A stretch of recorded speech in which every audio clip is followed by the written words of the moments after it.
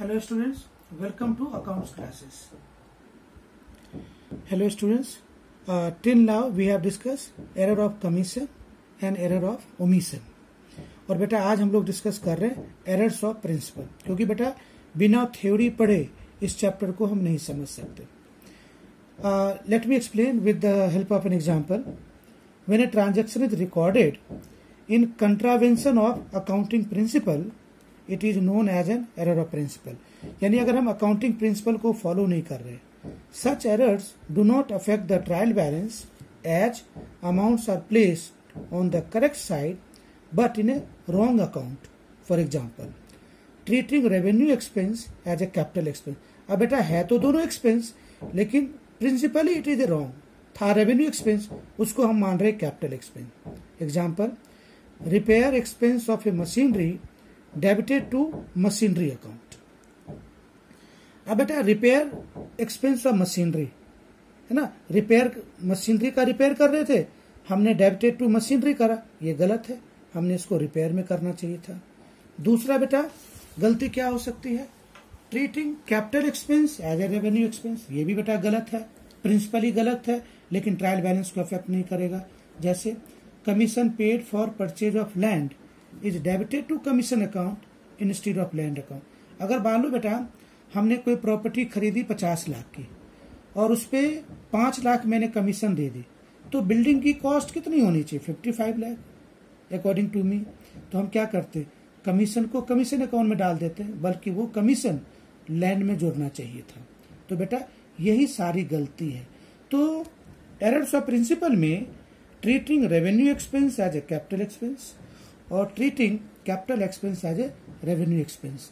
और बेटा इसकी सबसे बड़ी इंपॉर्टेंट चीज क्या थी, it is not going to affect your trial balance. अब बेटा फोर्थ टाइप का एरर है compensating errors. Compensating errors are those errors in which effect of one error is nullified by the effect of another. For example, Shyam's account are debited with ₹100 instead of 1000. यानी श्याम को मुझे ₹1000 से debit करना था, मैंने गलती से 100 से क्रेडिट कर दिया. While Ram Prasad accounts are debited with 1000 instead of 100. अब इसके अकाउंट को 100 से डेबिट करना था तो 1000 से कर दिया. तो बेटा श्याम और राम में उल्टा एंट्री पास हो गया, लेकिन दोनों के एरर नलिफाइड हो गए. Thus, Shyam's account, which was debited by 900 less, was compensated by another error in Ram Prasad account, whose account was debited in excess of 900. तो बेटा ये मेरा compensating errors था.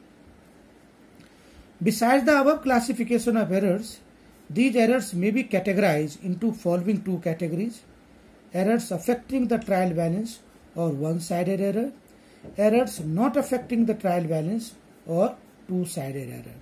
अब बेटा ये थ्योरी के लिए, एमसीक्यू के लिए बहुत इंपॉर्टेंट है.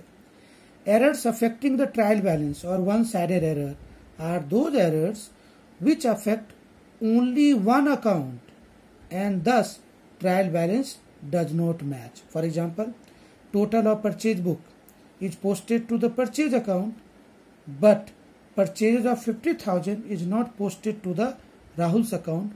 One-sided error occur in the following case. मैं आपको नट सेल में एक स्टोरी बता दूं. या तो आपने डेबिट में गलती कर दी या सिर्फ आपने क्रेडिट में गलती की, दोनों अकाउंट में गलती नहीं की, उस एरर को हम बोलते हैं वन साइडेड एरर. और दूसरा बेटा errors not affecting the trial balance और टू साइडेड एरर, यानी डेबिट एंड क्रेडिट दोनों साइड में गलती की है. अब इसके अंदर there are certain errors which affect trial balance and there are certain errors which do not affect trial balance. अब जैसे बेटा पहला errors of principle, it is errors which does not affect the trial balance.